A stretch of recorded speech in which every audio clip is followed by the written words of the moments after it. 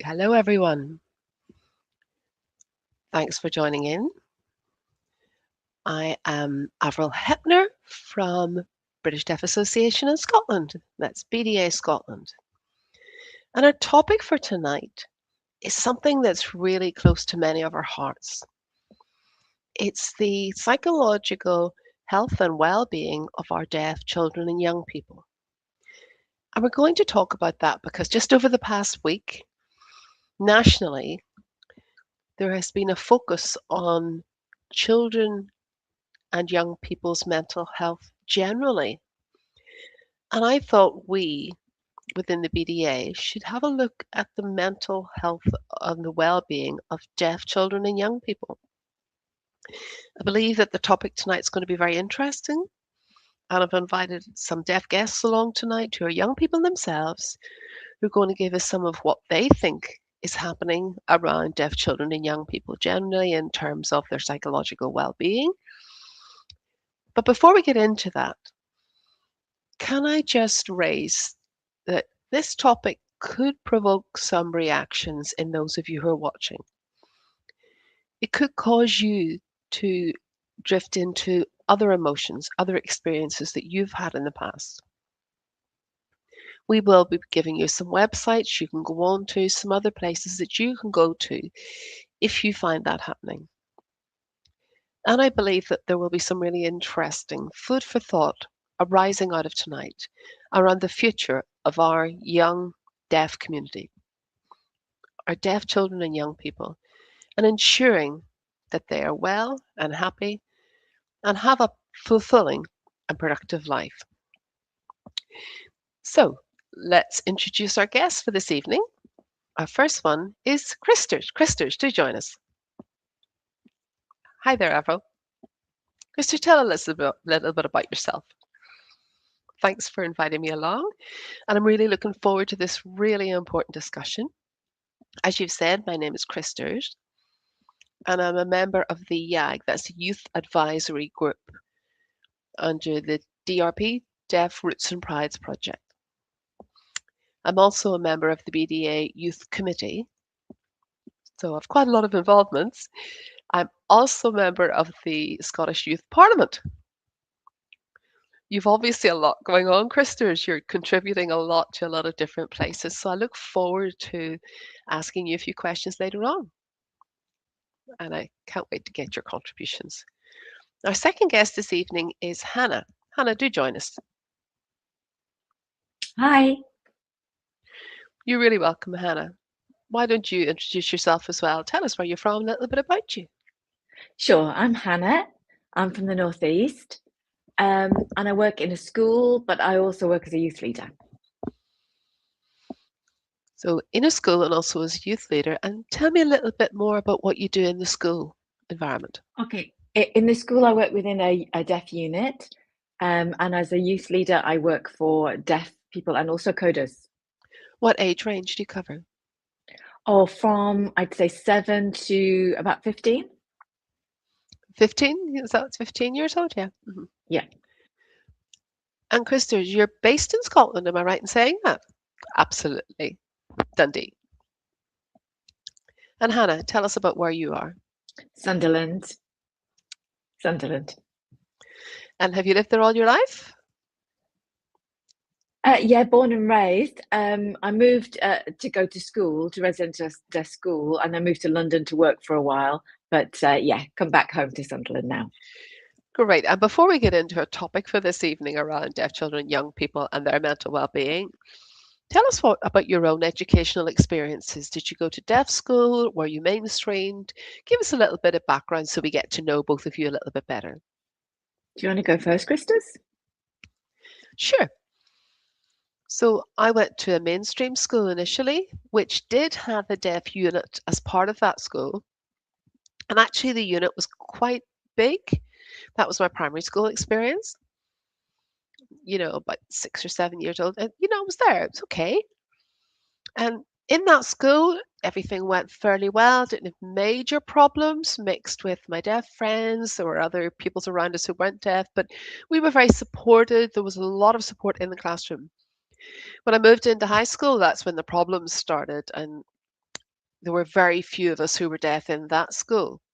And I went from being a class of what, seven, and then there were only three of us, and there weren't that many staff supporting us. So the decision was made to move me to another school where there was a larger deaf unit and much better support. So that's where I ended up. And when you went to high school, did that have a knock-on impact on your mental health?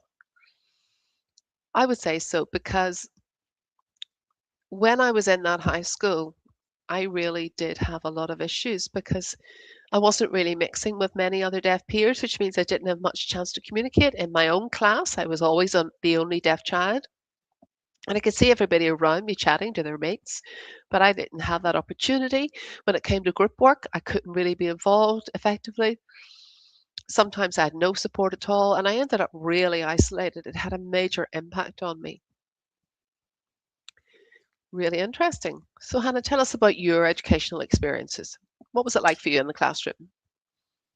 Well, for me, I went to nursery, and that was a deaf nursery. Primary was mainstream though, but I did enjoy my time there actually. I quite liked it. Secondary was a deaf school. Oh, in secondary, you moved to a deaf school. Okay. Yeah.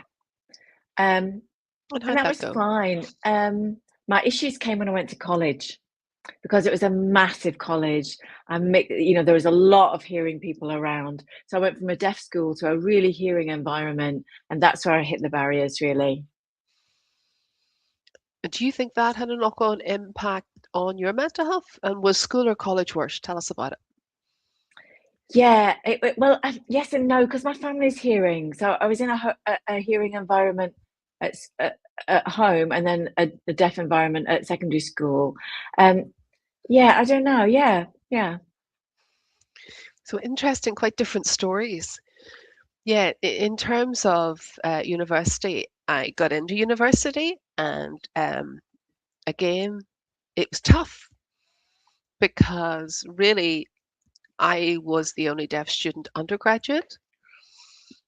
There was a postgraduate program where there were a couple of deaf students, but I was the only deaf undergraduate student.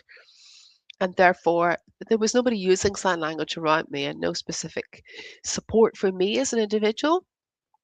No one who really got me as a deaf person and my language use. And I found that hard. I really did. It was a challenge. Okay, so as time went on, did you get that support in place? Did people acknowledge that, or is it really became a struggle the whole way through? Why do you think something like that is important? I mean, why do young people need to talk about this topic anyway? I think mental health is just part of your life, isn't it? Your well-being is part of your life, and we need to know how to navigate that. Really, um, Mm-mm. Kristers, what do you say? Absolutely. It's a crucial part of who we are, isn't it? And our experiences, our psychological experiences, stay with us throughout life. And what happens to us when we're young can impact us for the rest of our lives. They can impact our education, our relationships, and just generally our experience. Absolutely, I get that. So that early intervention is really important to reduce the problems that can arise later on, or the interventions that need to be brought in that cost a lot more the later they happen, rather than picking up on those issues at an early phase and making sure you've got that early interventional approach. Interesting. And you're both here as young people. I can only talk about my time, but I'd really love to know from your perspective now and your experiences of life with other young deaf people. What kind of issues are you seeing coming up as common issues amongst other young deaf people? I see a big issue with loneliness, isolation. Loneliness is a real problem. When I'm working in a school, I see that quite a lot around me. And back in my time, as I say, I went to a deaf school. So I really can't say because I felt very connected there and I was lonely at home. But I think for some people Ah, that, because nobody I in your come from a family? hearing, yeah, I come from a hearing Ah, right. family. But for some people that experience is right across the board. So that issue of being lonely and isolated is interesting. And Chris, tell about your experience. Yeah, I think for many young deaf people, their family, nobody else in their family is deaf. And so they're isolated there. And then what that leads to is high levels of anxiety, high levels of depression because of a lack of coping skills. Because if you aren't given language, sign language at an early phase stage, and if you aren't supported throughout that, it can lead to other language issues, problems of speech, problems of sign language, and then people, end up going to their doctor. But how do you make contact with your doctor when you're deaf and you're a young person? How do you do that? Who do you talk to? Who is safe to go to? Who will understand you when you try to express what's going on? So the two of you lived through the pandemic that we had, COVID-19. Do you think that that was a particularly challenging time for young deaf people? And is that Oh yeah. something that people not only at that time, but since then have struggled with some mental health issues?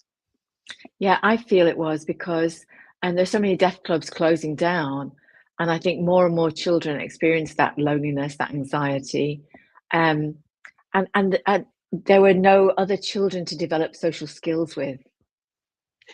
Totally agree with what you just said there. I think throughout that pandemic time, particularly during lockdown, we all moved into the digital space, social media, everything was remote. It, people learned to be in this digital comfort zone. And then the shock of realizing whenever we were allowed out again, you had to leave the house, you had to encounter other people. When you're a deaf young person, I think it Yeah. became a reassuring place staying at home, not going out and not facing the real world. And I think you're absolutely right that youth clubs used to be a feature of the deaf community, but there aren't so many of them nowadays. So where do you go to meet up with other young deaf people? And I think through COVID, a lot of people, you know, were kind of 2 or 3 years old during that time. And then when we sort of came back from it, that they hadn't developed any social skills. And Interesting. it's so important at a young age, you know. So they were all these young people who just didn't know how to interact. And I think that was a really, really crucial thing. And so it would seem that the pandemic had a knock-on impact, which was more than other young people. It was like a double whammy. Not only that isolation, but having to build up the social skills to go out and engage with wider society again, moving away from the digital space. And I would certainly occur with that, agree that that's what I've seen within the deaf community. But Kirsten, were you at school throughout the pandemic? Hannah, what Yeah, about I you? was working. I was working. Okay. And I'm sure you'll have seen that and the knock-on impact in the young people and children that you've been involved with. Yeah. Interesting. You said that anxiety is quite common, depression is quite common. What about issues to do with identity? Are there deaf Yeah. children who are struggling with that? I think identity's got so much to do with language. And language deprivation.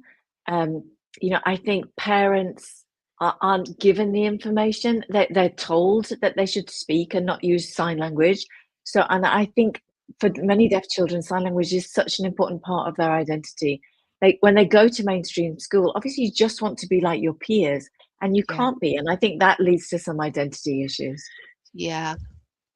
I mean, I would say that what we're seeing now is that many more deaf children than before are being, well, mainstreamed is the term, but basically what it Yeah. means is one deaf child in a school where nobody else is deaf. I think that's leading to a lot of issues for them. Trying to fit in with your peers is difficult for anybody, but when you're deaf and you're isolated, it's much harder. And then how many teachers in a mainstream school really get and understand what it's like to be a young deaf person? How many of them understand deaf culture or know sign language? And then if a deaf child comes from a family where nobody else is deaf and going to a school where nobody else is deaf, how do they get to learn about who they are? Becomes a Yeah. massive issue. And especially um, when you've got deaf units closing or the numbers diminishing, you know, the role diminishing, then you get more deaf children with these kind of identity issues. And I think that leads to a lot of people feeling that they are the only one like this. How do you learn to fit in when you don't think anybody else is like you? You've talked about language deprivation, both of you, and also loneliness. And it would seem as if it starts with one thing, and there are so many challenges for deaf children and young people. And those problems that must build up over the years, then somebody has to start and repair and work on that. And I'm sure there's a lot of trauma with that too. People thinking, remembering what they've been through. So the knock on impact of that must last for years and years. And it seems to be a societal issue that we're facing nowadays, that deaf Yeah. schools are closing down, units are getting much smaller. And Hannah, I think you wanted to comment on that.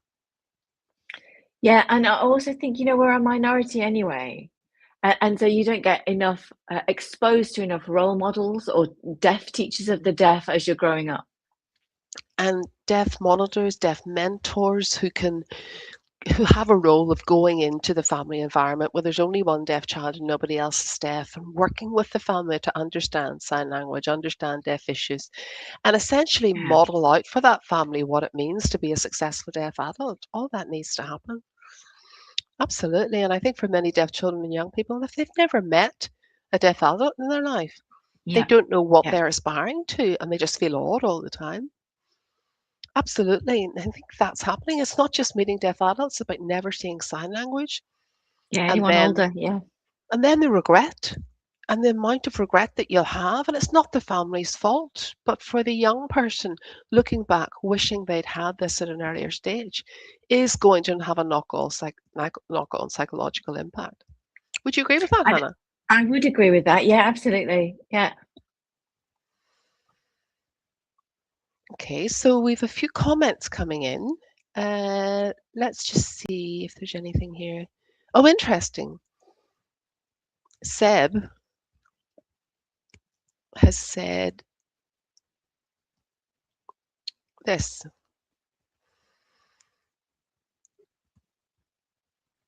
Sign language acquisition is a big challenge for children with hearing impairment. And it would seem to be that's a national comment. So thank you. Thank you for your comment. We appreciate getting responses in on Facebook Live. And so it's interesting to see that it's not just one area, other countries are facing the same thing too. Absolutely. And there are certain areas where it's even more difficult because there's economic issues, there's cutbacks, and so provision gets cut back, support gets cut back. And for deaf children and young people, if they are not given the resources that they need, then how do they move forward? Yeah. I mean, especially the deaf community, because I think, there isn't enough funding, as you say, and there isn't enough support. Yeah, really important. There's another comment has come through, and I'll just get that put up. Margaret McLean here saying, I do agree with you, Hannah. This is really because deaf clubs used to have a whole network of youth clubs, and a lot of those are closing. That must have an impact. Would either of you like to comment on that? Do we need more youth clubs, or what do you think should happen out there? I think the youth club, I mean, I don't know about everywhere, but in my area, we tried, it's important about getting information out there. It's important to get transport arranged, to try and connect people up. We're trying to kind of build a network that might bring the youth clubs back, if you know what I mean, the infrastructure. And I think you said, Hannah, you are a youth leader. Is that right? So tell us a little bit about Yeah, some of the observations you've made over the years. I am a youth leader of deaf children. And we have some people regularly attending, but I think there are more out there. I mean, the deaf children come because they want to meet other deaf children, and it's really important to help them develop their identity.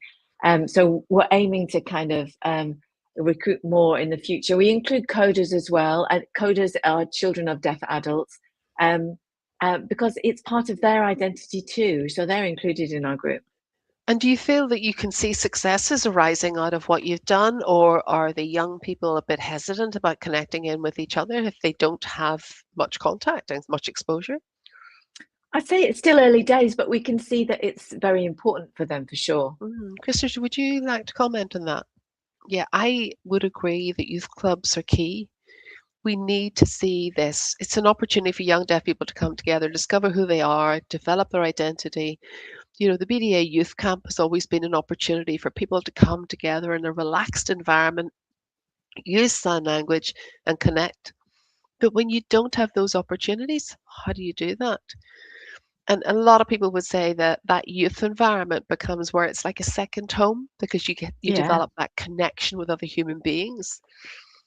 But a lot of people out there living in rural areas in particular don't have opportunities because youth clubs are typically based in the big cosmopolitan cities, the big areas where there's lots of people. But what do you do when you live in a rural area? That network that we talk about isn't really out there. And so I think a lot of young deaf people end up going to their local youth club where, again, they're the only one and there's nobody else using sign language. I was just going to add to that as well, if I may, Kristers. We just need more sources of funding to help grow youth clubs and bring them back. Yeah, I'm just looking back to my time, which is many years ago now, where the youth club was kind of on the same night as the main deaf club, and it kind of ran in tandem so that the generations were seeing each other walking around and kind of were aware of each other. And I can remember thinking, oh, look, I'll be like them in the future. And it meant there was a sense of progression and moving on. And then the adults would come in and see what we were all up to in the youth club. And that connection was crucial because we knew each other. We knew where we were going after. Yeah. Is that happening nowadays? It would seem to me that a lot of youth clubs are just running independently, but there's no connection with a adult club. Well, I had the same experience as you when I was young, but nowadays I think it's much more separated. And I think that's something that we definitely do need to consider. Yeah, what would you say on that point? In terms of youth clubs, you're absolutely right. I mean, I can remember as a child going to one where it was run in parallel with the adult deaf club, but the opportunities are limited, and I think, as has already been identified, it's about funding. But that's something that funding is never secure nowadays. It comes and goes, and when it goes, then the opportunities aren't there. And as I've said, a lot of these youth clubs are in the big cities. And then, I can remember the BDA youth camp happening in Scotland, having youth camp, and that was great. But if that's only happening once a year, that's not enough to develop It's proper not enough. relationships and have that ongoing engagement. And it's only 5 or 6 days or something, and then it's over. But there's so much that could be done for deaf young people. I mean, I still have friends that I made at youth camp all those years ago, and those friendships have stayed. So I think that's really important. And youth workers who were deaf themselves, who were our role models, we all wanted to be like them. We thought they were really cool. We just wanted to be like Yeah, them. it was important. It was important. Yeah. And I think as well, it's good for the adults as well. One of the things you were talking about earlier on was the school environment and young people who, if they're starting, maybe have experiences of being bullied, getting picked on. I mean, I can remember years ago people didn't maybe weren't as open, but nowadays is that going on where people are isolated and those feelings are all internalized? There's nowhere to go with that, and does that lead to mental health problems as well? Well, in my view, working in the school, if the child is on their own, what they want to do is they want to fit in with the hearing people around them. So I think peers are really important because it's really important to have somebody that understands you. And I think there is trauma there. So you need peers or you need a role model um, to encourage your well-being. I think it's really important. Avril, could just ask you to repeat the question, please? Yes, I'm just thinking of young people who perhaps been through bullying, because they were the only deaf one. I'm sure that bullying would have an impact. It used to happen before. Is it still happening? And what's your thoughts on that? One of the things that I've said earlier on is that when you're mainstreamed, it's not mainstreaming. You are the only deaf child surrounded by people who typically don't use your language, and that leads to automatic bullying. And because there's nobody to stand up for you, you're totally isolated. And deaf schools are closing too, aren't they? Mhm. And I think that does lead to trauma. And I think a lot of deaf young people perhaps leave school earlier than they should. I certainly knew people who left school early because they didn't have the support. They didn't have a sense of community and they couldn't go on any longer. And Obviously, that leads to knock-on impact on educational achievement, on job opportunities. It's quite serious. Thanks for that, Kristers. Just having a look at the comments here. And what I wanted to think about now was I can remember sports being an important thing for deaf children and young people in my day. And you did that through the youth club, or even the deaf club would have had sports opportunities, and there were options out there for a young deaf person. Is that happening now? Or if it's not happening, do you think that has any impact on the mental health and well-being of deaf young children and young people? Oh, I remember when I was wee, there were lots of deaf sport events. But I think after COVID, that became more of a problem with schools. Um, and it might also be about the deaf young people themselves. Sorry, that's my northeast sign for sports. Um, but I'm not sure the information is getting out there for them, really. Mm. Anything to add, Kristers? Well, I mean, when I was young, I didn't end up in deaf sports that much. It didn't really happen. I ended up drifting off to kind of more mainstream sports environments, after school clubs, and I never got the chance to be part of a deaf sporting setup. Primary school, I remember loving sport and being part of it, and it was great. But then, because I was the only deaf one, and you know, I was surrounded by people who couldn't sign, the relationships didn't develop the same way. And I would have loved to have had a deaf sports club nearby where that could have enabled me to develop those skills and move on, because sports leads to friendships and relationships. Because I went to a deaf school, we obviously had deaf sports, but now I see um, some sports growing amongst adults. Paddleboard is particularly popular. Football has always been popular, but we need more. I think we need more of Mm. them. And I would say that with sports as well, I've noticed some people getting things going themselves, but it's hard to get people on board. And I think it makes people who've got that confidence to develop a really high profile and bring people in. And I've seen people traveling some distance to get there, but then if you don't have effective transport near you, that leads to other barriers. It's not long since we've had the Deaf Olympics, and then on TV at the minute we've got the Winter Olympics and all that kind of thing. And we do want to see deaf people participating in sports because it's good for your physical well-being, for your mental well-being, and sports is around relationships, isn't it? It's about connecting with other people. And I think it's one way of letting people find a common ground where you can connect with others. Yeah, And if we're not doing that, how do our young people do that? I totally agree, Avril. I think when we went through the pandemic and everybody was stuck at home and totally isolated, there was no sports at all. And coming out of that, we needed people, to get out and get some exercise, get some physical activity to and help to connect. absolutely on every level to feel better. We all need that. Okay, so Margaret McLean has another comment for us.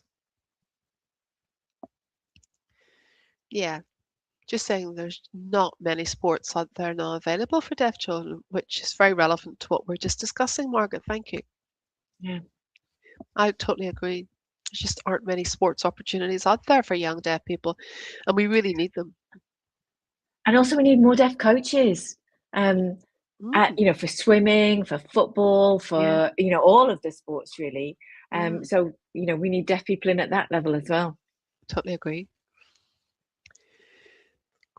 A topic I'd like to move on now is to some of the key risks that we would identify as lying ahead for our deaf children and young people. What would you identify as the key risks? I think it's around identity. Yeah. To me, it's language deprivation. Yeah, I think that's key to so much.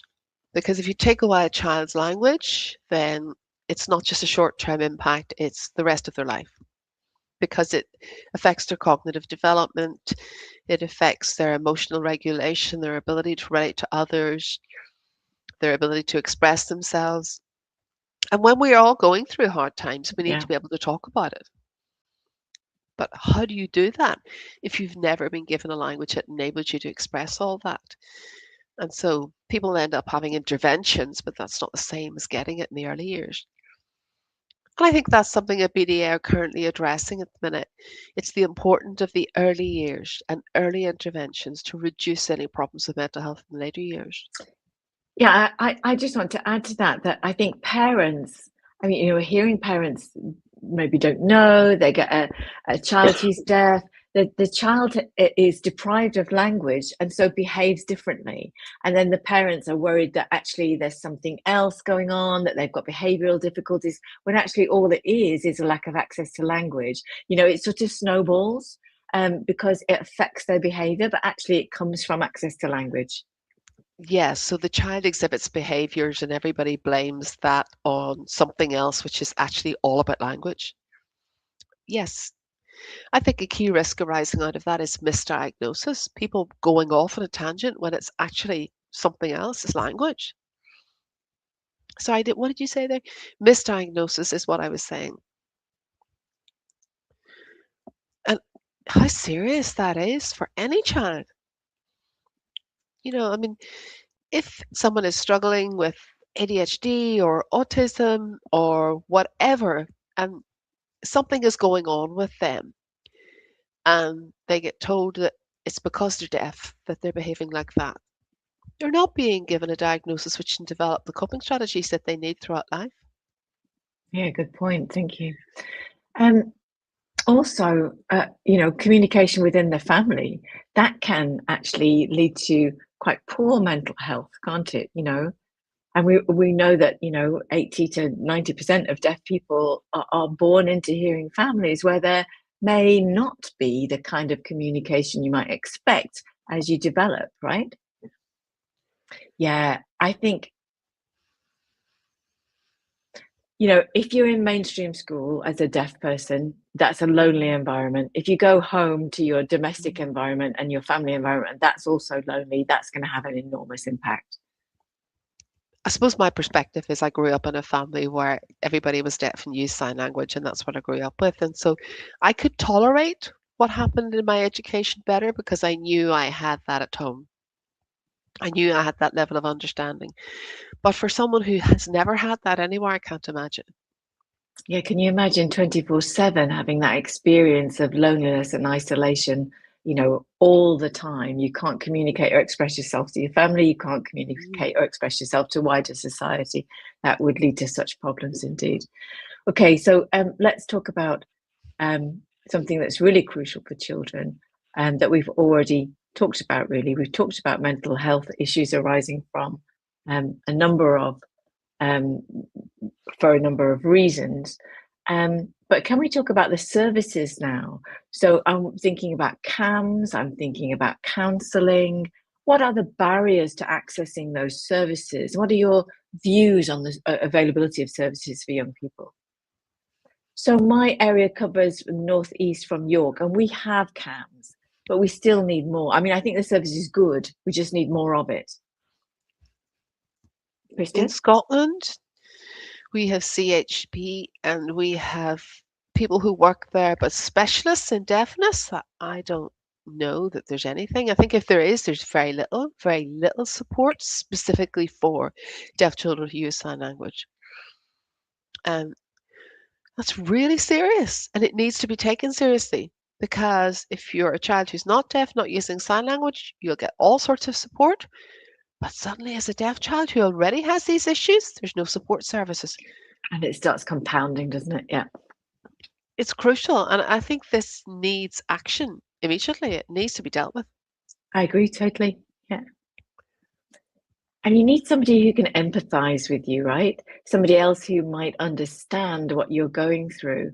So it's really important to have that empathy. I mean, if you're in crisis, doesn't matter whether you're an adult um, or a child.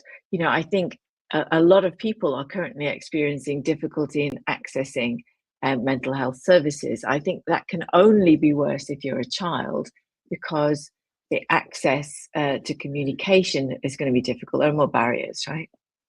I totally agree, and that's why we need to have deaf people brought in as counselors, as advisors, because they understand from day one. They get it. They get what the issues are.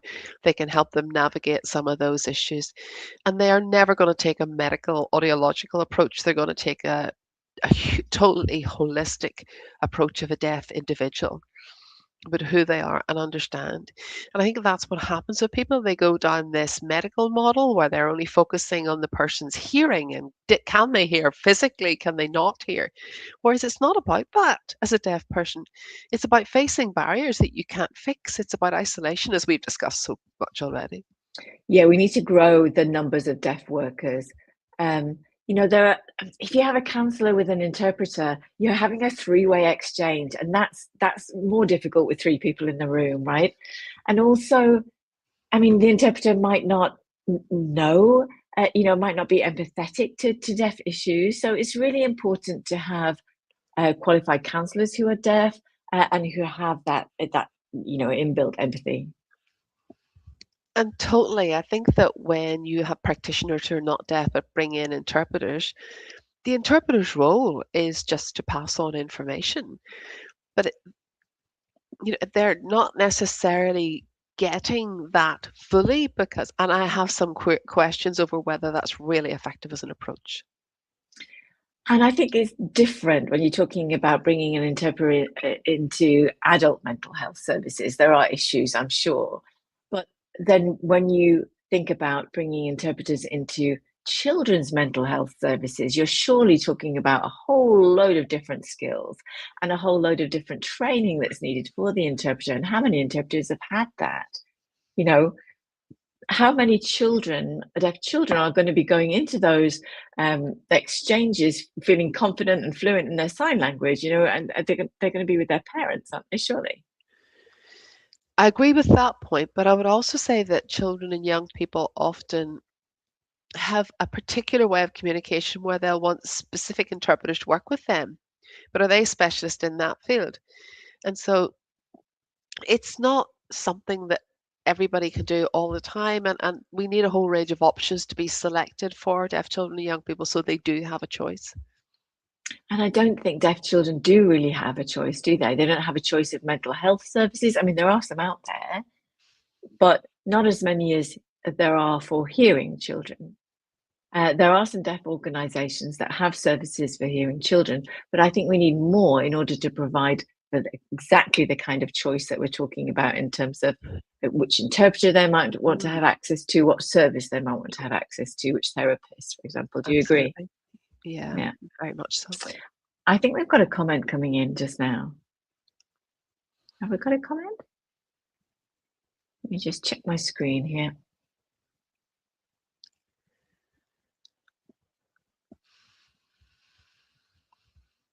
And I think this is a comment from Stuart Parkinson, who says the decimation of youth services through the UK could arguably make a greater risk for deaf children's mental well-being than the pandemic.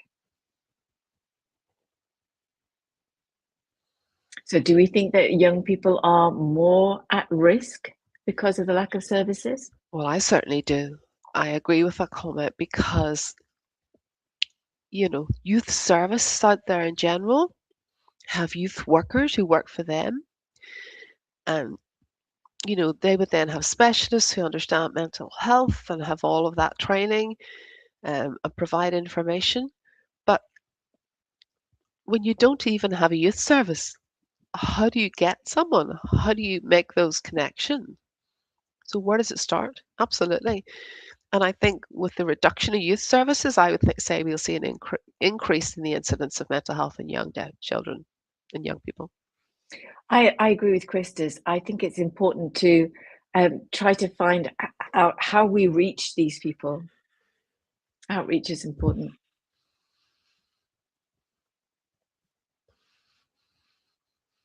We've talked about CAMS, haven't we? And I just want to clarify what that means.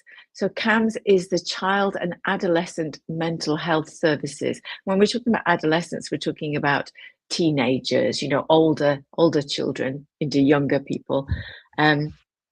So that's CAMS. And maybe we need to recruit more deaf people into the CAMS services and more younger deaf people into CAMS services.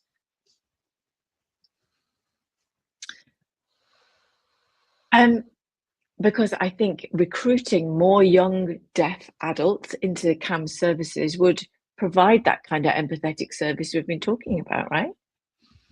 Oh, it would help massively. Yeah, massively. Totally. We really need a focus on that. We need some proactive work done around that. Um, and it's that the number one point here is an understanding of each other without having to explain yourself. Someone who gets you, who has automatic empathy skills because they've shared life experience. And we're not seeing that happening so much. And every child is different. You know, some work, some don't work, some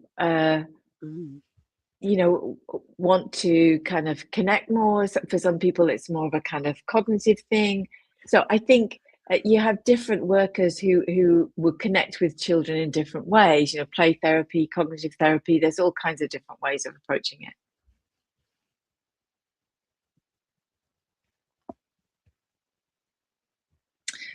So when we're thinking about mental health, you'll be aware that the BDA Scotland have Deaf Roots and Pride's transition project. Kristers, you've been involved in that.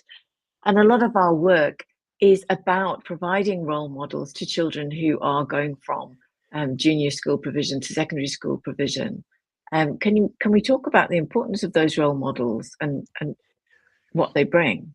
Well, they're absolutely vital because for so many deaf young people, they're being educated on their own in a mainstream environment. They're not getting access to other deaf people, particularly older people older than them. They're not learning from them. And they're not getting those examples, life training from them. And that leads to the issues that I've referred to already around identity. Identity, understanding who we are, is only going to have a positive impact, but that's not happening enough. And, you know, I'm a deaf person. I work in school. I use sign language. I'd like to see more of that kind of provision. Well, you are both deaf role models yourself, aren't you? Of course, you know. And Hannah, you're a youth leader. You're working in a school with deaf children. They must be looking at you and going, "Oh, Hannah's the same as us," and feeling a real connection with that. Absolutely. And Yeah. Kristers, your work with the Scottish Youth Parliament and all of the organisations that you're engaged with must be very influential. Well, as you said, I'm in the Scottish Youth Parliament, and as part of that, I'm out and about engaging with young people. And when I go out and come across deaf young people, what challenges me is to see what happens and how quickly we can connect with each other.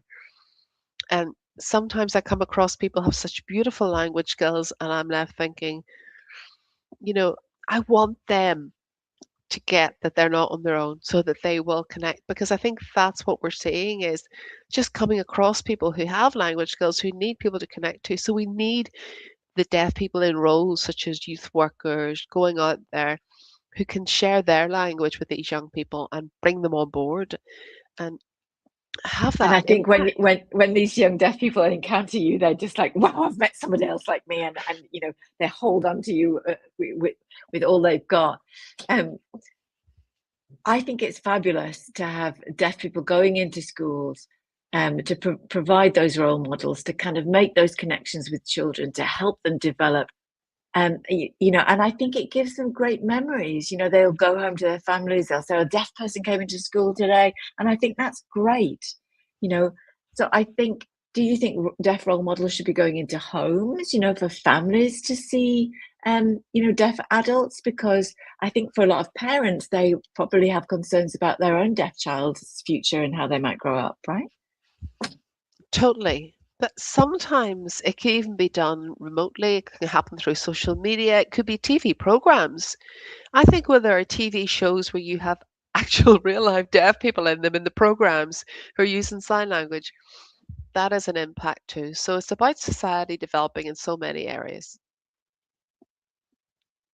And now in the days of social media, you know, that we have, you know, health services like the NHS and various public services having some of their bulletins and their information videos translated into British Sign Language.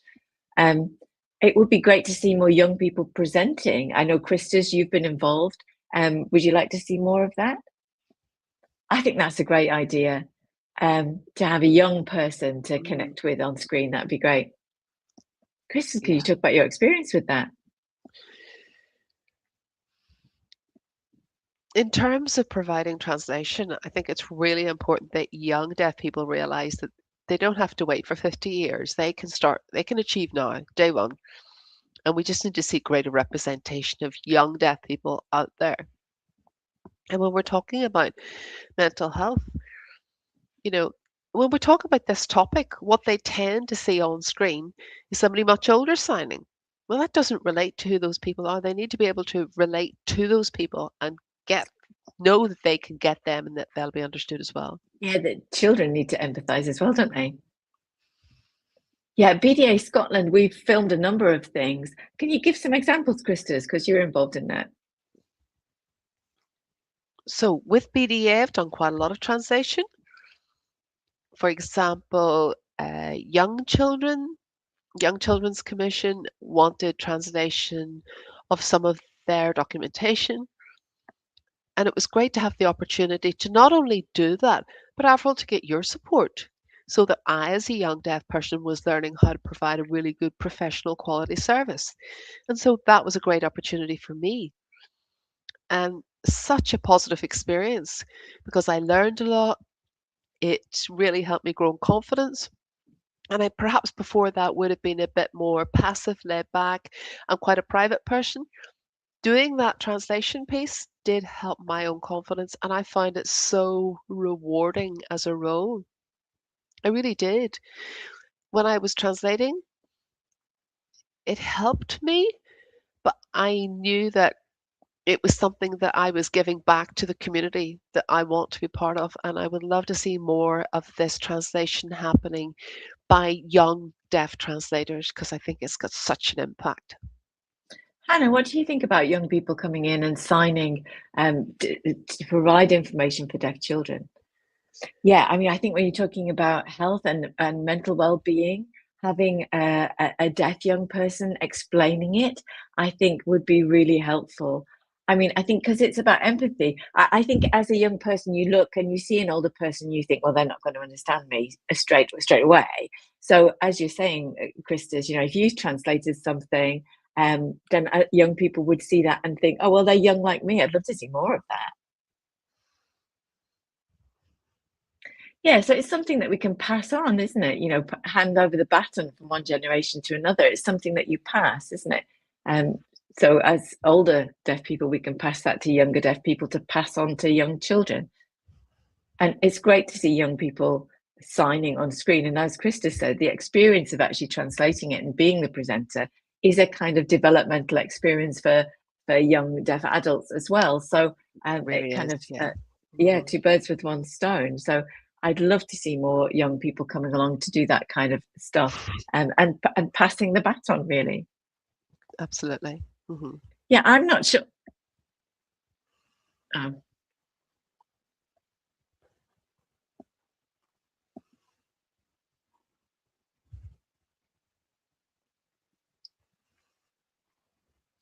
So, in terms of professional support, would you like to see more of that being made accessible to young deaf people? Totally. I think the professional bodies themselves need training. I don't think they have Yeah, the training or the awareness or the understanding of the specific needs of young deaf people to be able to work really effectively with them. I'd agree with that, Chris. I would just say the same, really. Well, I'm looking at the comments that have come in this evening. And Margaret McLean is saying, yes, we agreeing that we definitely need more deaf role models for children. So Margaret is definitely feeling the importance of that from our discussion and saying that you know that is an issue that we need to look into. Thank you, Margaret. I do agree with what's being said there. And not only do I agree, but I think we need deaf role models, but we also need to be able to reach out to these young deaf people. The role models at the minute, they're basically based in some of the organizations you've talked about. BDA has DRP running. I don't know what's happening in other areas, other organizations, but what is being done to look at reaching out to these young deaf people is something that I think we should perhaps have a national discussion on. And then it comes back to funding, doesn't it? You know, that's how that happens.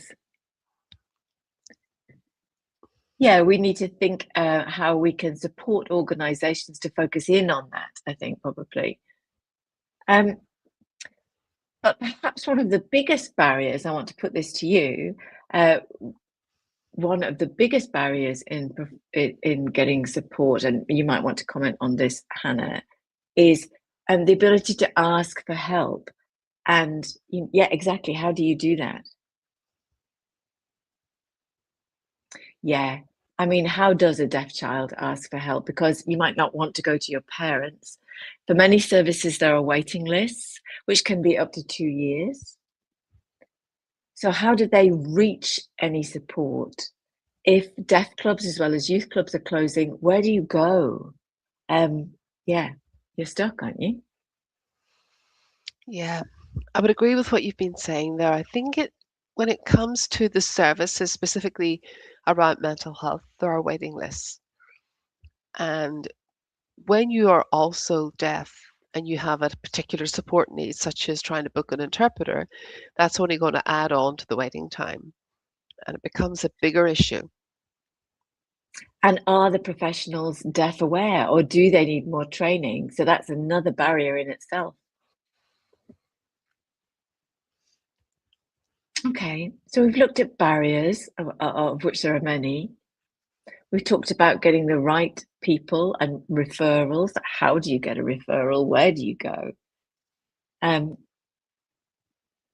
are we even able to identify that there's something going on with a deaf child until it's almost too late? So now I'd like to ask you, what's your vision of really good well-being and support? What does that look like for deaf children? Well, I have a long list of what could be involved in that. One would Go be for it, that the Krista. relevant professionals really understand deafness and have had appropriate training. There would be a reliable, effective support service. Interpreting services would be reliable and effective. We would have early years intervention. Yeah, early intervention, I would say. It's key because we need to ensure that deaf children have language and it's not taken away from them. That's they're being deprived of the language they should have. I think we need to look at identity issues by ensuring that there are sufficient role models out there brought in at the Identity right is time in the right huge. way.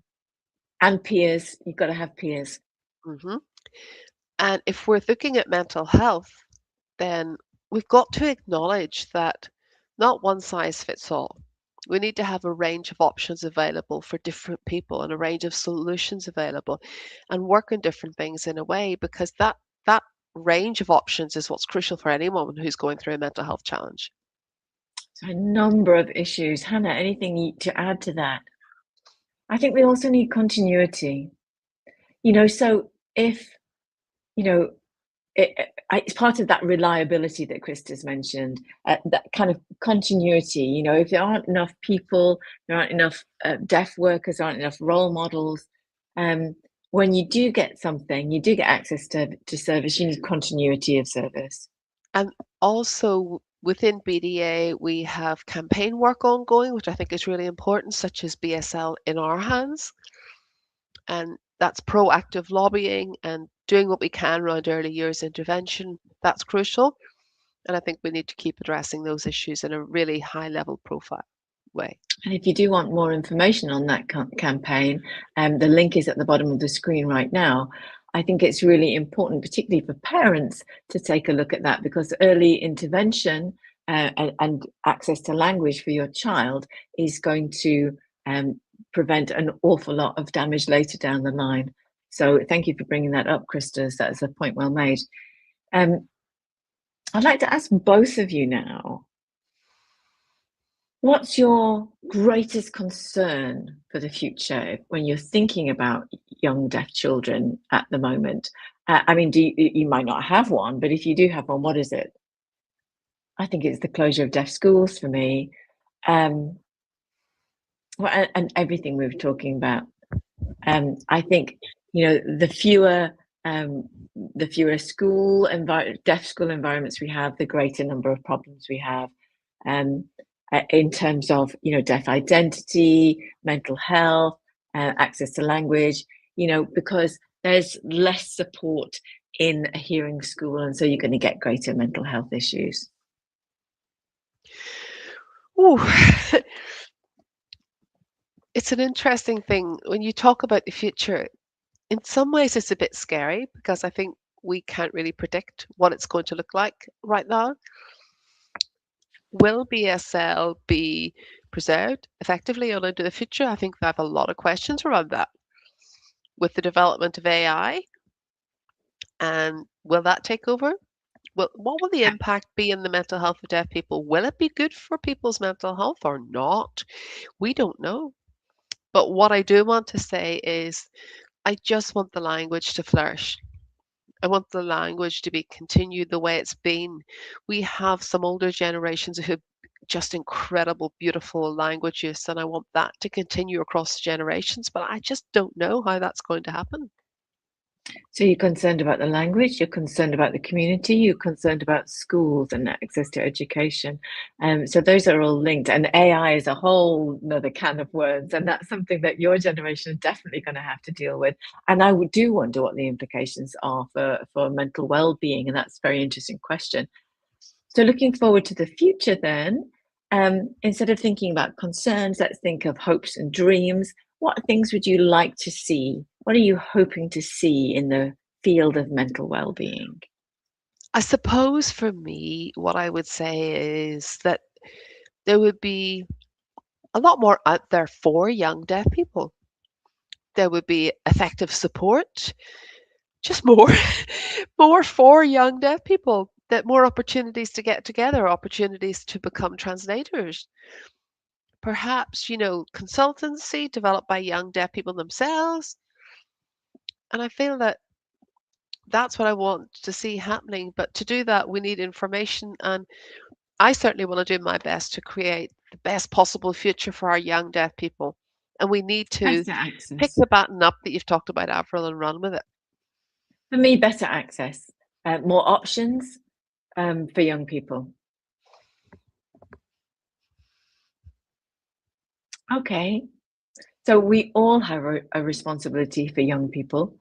You know, the whole of the deaf community, our deaf organisations, professionals, all have a responsibility to take care of our next generation for the future and to ensure that our deaf community continues and we're able to pass on the baton to generations to come.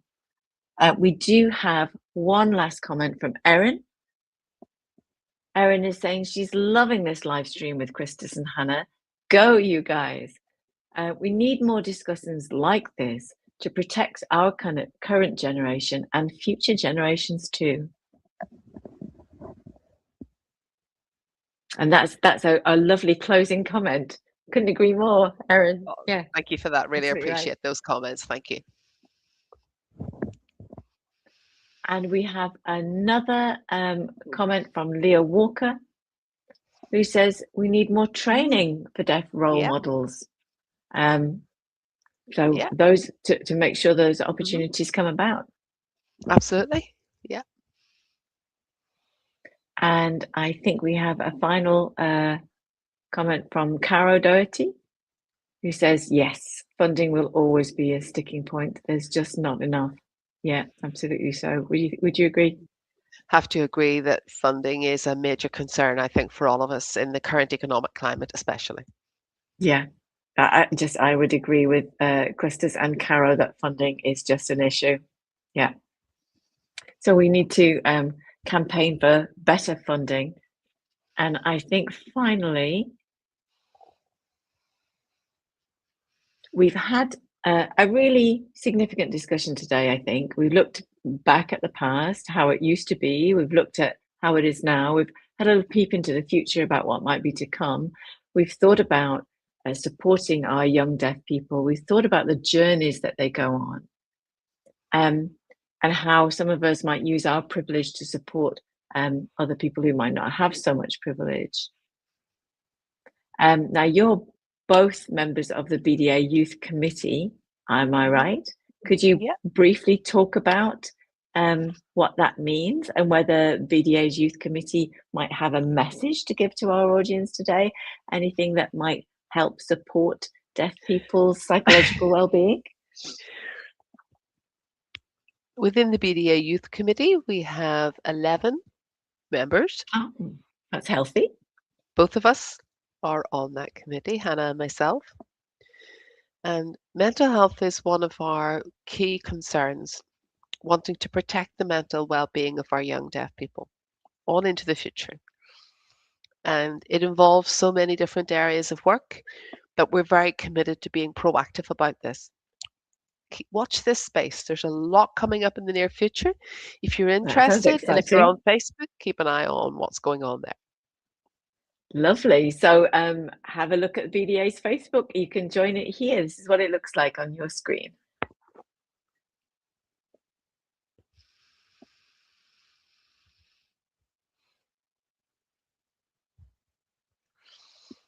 And I would also say that what's really important is that we are all young deaf people ourselves, and we are leading on this ourselves. And I just wanted to make that point.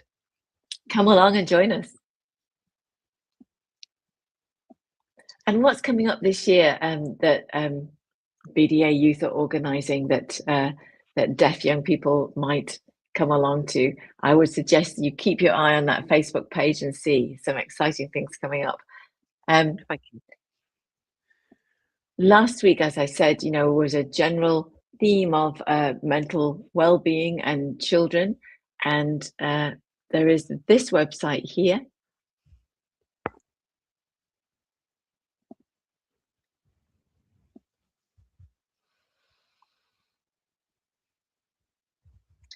Children's Mental Health Week that you could have a look at. So there is information out there. I'd like to thank everyone who's been involved in our discussion today. We've had a lot of comments coming in, actually, a lot of people concerned about this topic, a lot of people wanting to get involved. So I'd like to ask we've come to the end of an hour, believe it or not, and I'd just like to ask you if you have any last comments. I think this is a really interesting topic, actually. And I'm really hopeful that mental well-being overall will improve going forward. I hope that those who are watching have found this useful. I hope that you will make a note of what we're saying tonight. I think it's really important that you pass this message on. Those of you involved in committees and organisations, let's keep working. Let's keep pushing on together. We need to improve the situation. And that includes schools, youth clubs, mental health services. We all need to work together to focus our efforts on improving the situation for young deaf children and young people. Thank you so much for your time this evening. Thanks for having me. Had raised so many interesting points throughout our discussion. We've opened so many different topics as we've gone along, and it's been really great. Thank you very much for your time, both of you. Thank you.